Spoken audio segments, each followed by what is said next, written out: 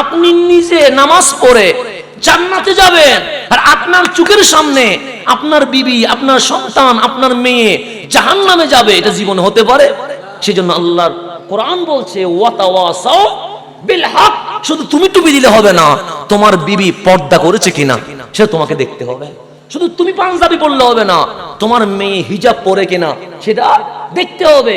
আমি সেই জন্য মেয়েদেরকে একটা কথা বলে যায়, ছেলেরা মাকে বেশি ভালোবাসে। কাকে? আর মেয়েরা বাবাকে বেশি ভালোবাসে।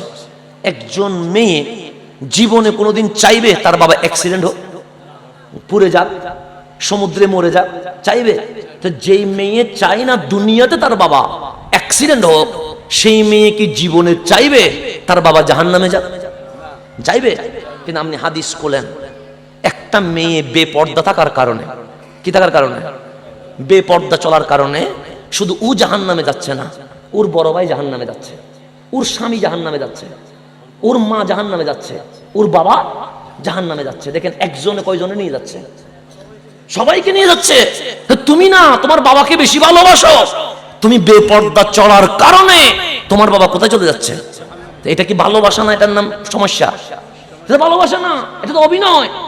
তুমি বাবাকে বললাম আমি তোমাকে ভালোবাসি, আর তুমি বেপর্দায় চলে তোমার বাবাকে কোথায় নিয়ে যাচ্ছ?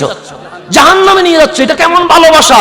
সেজন্য আমার বোনদেরকে বলি, বোন আমার, তুমি বেপর্দায় চলার কারণে তোমার ভাই, তোমার স্বামী, তোমার মা, তোমার ছেলে, তোমার বাবা একসাথে 5 জনকে তুমি কোথায় নিয়ে যাচ্ছ? জাহান্নামে নিয়ে যাচ্ছ। তো একটা শুধু সমস্যা, তুমি বেপর্দায় চলছো। তুমি যদি বেপর্দায় চলো, রহমতের ফেরেশতা বের হয়ে যাচ্ছে। তুমি যদি বেপর্দায় চলো, ঘরের মধ্যে আযাব আসতেছে। তুমি যদি বেপর্দায় চলো, আজকে শান্তি চলে যাচ্ছে। তুমি যদি বেপর্দায় চলো, পুরা ঘর দুনিয়াতে জাহান্নামী হয়ে যাচ্ছে। সেজন্য আল্লাহর কোরআন বলছে ওয়াতাওয়াসাও বিল হক্কি। শুধু একলা ভালো হলে হবে না, তোমার পরিবারকে ভালো করতে হবে, তোমার সমাজকে ভালো করতে হবে। এখন এই হকের আওয়াজ দিতে গেলে বানা আসবে কি আসবে না? কেউ ঠাট্টা দিয়ে করবে, কেউ মস্কারি করবে, কেউ আপনাকে বাঁধা দেওয়ার চেষ্টা করবে। কারণ আপনি যখন মাদকের বিরুদ্ধে কথা বলবেন, যারা মদ খায় তারা আপনার বিরোধিতা করবে। আপনি যখন সুদ ঘুষের বিরুদ্ধে কথা বলবেন, যারা সুদ ঘুষের লেনদেন করে তারা আপনার বিরুদ্ধে কথা বলবে। আল্লাহ বলছে ওয়াতাওয়াসাও বিসসাবরি। গালাগালি করার দরকার নাই, তুমি ধৈর্য ধারণ করো। ধৈর্য, পর্দা করলে কষ্ট হবে, একটু ধৈর্য ধারণ করো। নামাজ পড়তে কষ্ট হবে, ধৈর্য ধারণ করো।